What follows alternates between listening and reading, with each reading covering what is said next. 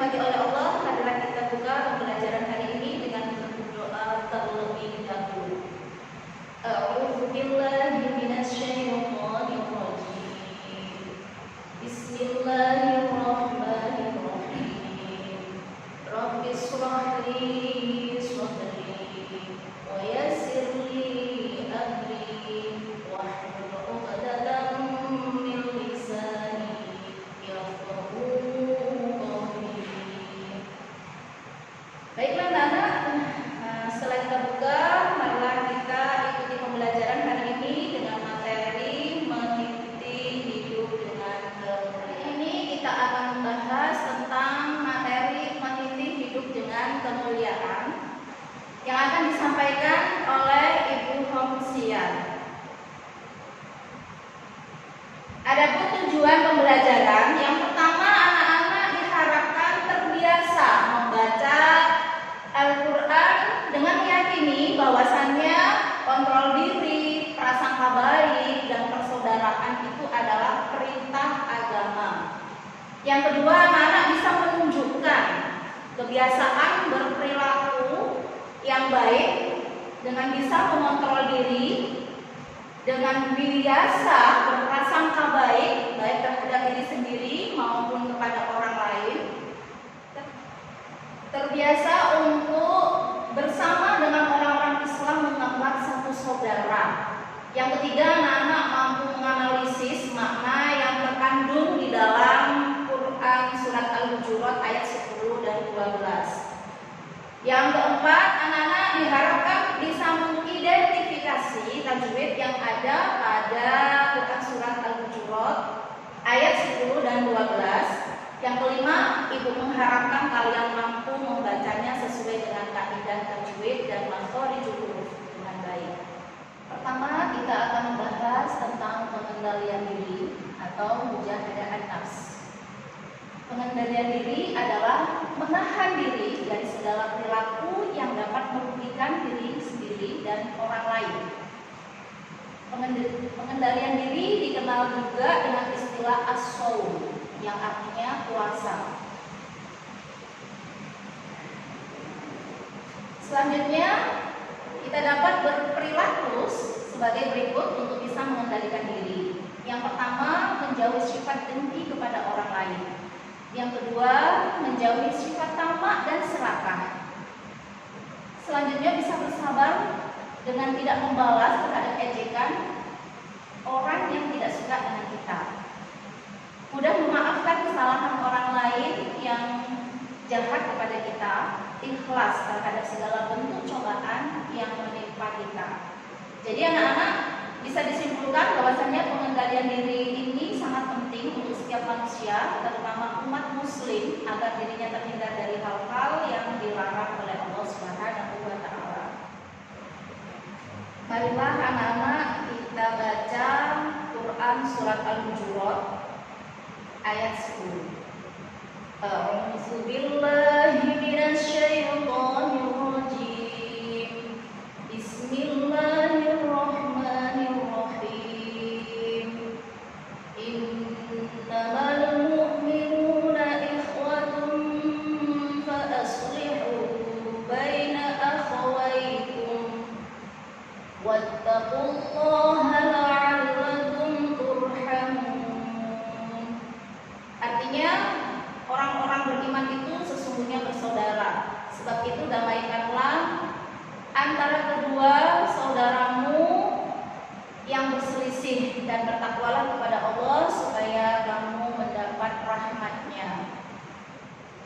Setelah kita membaca surat Al-Hujurat tadi, ada hadis Nabi yang tentang persaudaraan, yang isinya adalah masalul mu'minina fi tawaddihim wa tarahumihim wa ta'atufihim masalul jasadi idza ishtaka minhu udu lahu sa'irul jasadi bis-sahari wal humma. Hadis ini diriwayatkan oleh Muslim. Artinya anak-anak, dari Nu'man bin Bashir bahwa Rasulullah SAW perumpamaan orang-orang mukmin dalam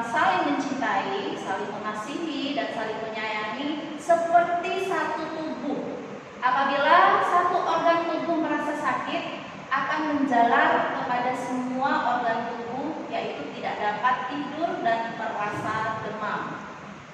Setelah kita membaca hadis tadi, maka anak-anak kita bisa mengambil kesimpulan persaudaraan atau ukhuwah Islamiyah itu adalah persaudaraan yang diikat oleh tali akidah dan persaudaraan karena fungsi kemanusiaan sesama makhluk ciptaan Allah.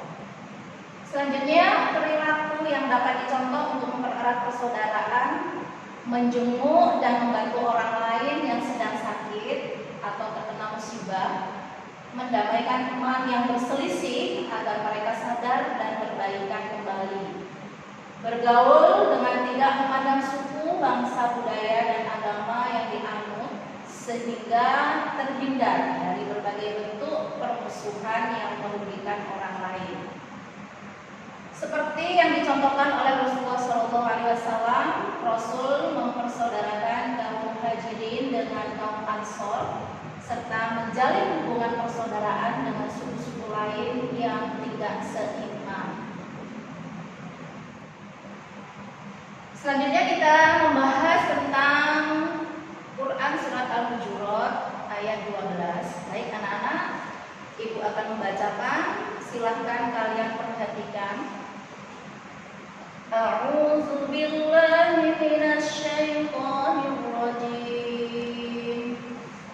Bismillahirrahmanirrahim.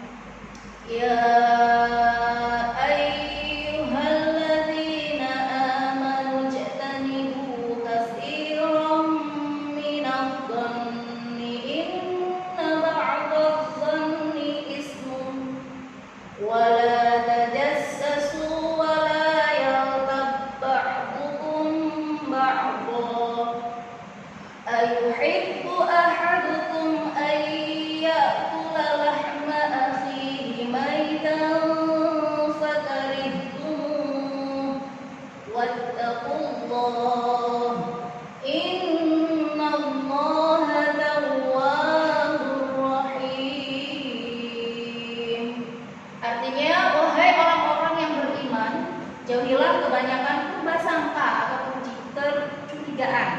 sebagian dari prasangka itu adalah dosa. Dan janganlah mencari-cari keburukan orang, dan janganlah menggunjingkan satu sama lain.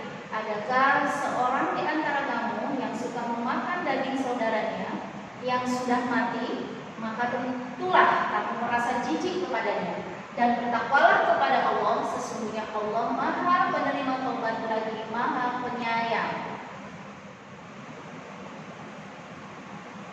Hadis tentang pengendalian diri. An Abi Hurairah radhiyallahu anhu anna Rasulullah sallallahu alaihi wasallam qala laisa syadidu bis-sur'ati innamas syadidu alladhi yamliku nafsahu 'inda al-ghadabi. Rawahul Bukhari wa Muslim. Artinya Rasulullah bersabda, orang yang perkasa bukanlah orang yang menang dalam perkelahian, tetapi orang yang perkasa adalah orang yang mengendalikan dirinya ketika marah. Pembahasan selanjutnya tentang prasangka baik atau husnudzon. Berprasangka baik atau husnudzon adalah sikap orang yang selalu berpikir positif terhadap apa yang telah diperbuat orang lain. Lawan dari sifat husnudzon ialah suudzon, yaitu sikap yang menyangka orang lain melakukan hal yang buruk tanpa ada bukti. Anak-anak, husnudzon ini dikelompokkan menjadi 3 bagian, yaitu husnudzon kepada Allah Subhanahu wa taala, husnudzon kepada diri sendiri, husnudzon kepada orang lain. Selanjutnya, perilaku yang mencerminkan berprasangka baik. Yang pertama, menghargai pendapat orang lain meski berbeda pendapat dengan kita, memberikan apresiasi atas prestasi yang dicapai orang lain sebagai bentuk ucapan selamat, turut serta dalam kegiatan sosial di lingkungan sekitar, memberi sumbangan sesuai kemampuan kepada yang tidak mampu. Baik anak-anak, hadis terkait tentang berprasangka baik iyyakum wa dhanna fa inna dhanna akdzabul hadisi. Rawahul Bukhari. Artinya, jauhkanlah dirimu dari prasangka buruk, karena sesungguhnya prasangka itu adalah perkataan yang paling dusta. Baik anak-anak, kita akan membahas tentang tajwid yang ada pada Quran Surat Al-Hujurat ayat 10. Kita awali dengan innama. Di sini ada in dibaca ditekan 1,5 alif, karena ada nun bertasdid maka bacaannya adalah gunna musyaddadah. Al-mu'minuna, di sini ada al qamariyah karena ada huruf al bertemu dengan huruf mim.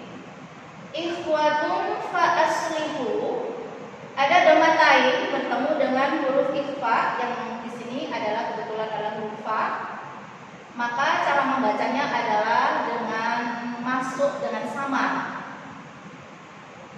Wattaqullah, di situ ada bacaan lam jalalah tafkhim, karena lafal Allah bertemu dengan dhamma sebelumnya. La'allakum turhamun, kum mim mati bertemu dengan ta, itu dibaca idhar syafawi. Turhamuna, karena itu diwakafkan maka cara membacanya adalah turhamun, itu dibaca mat arid li sukun, karena huruf mat berada di akhir kata atau karena diwakafkan. Demikian tadi kita sudah mengikuti pembelajaran hari ini tentang meniti hidup dengan kemuliaan. Marilah anak-anak kita tutup pembelajaran hari ini dengan bacaan hamdalah bersama-sama. Alhamdulillahirabbil alamin. Assalamualaikum warahmatullahi wabarakatuh.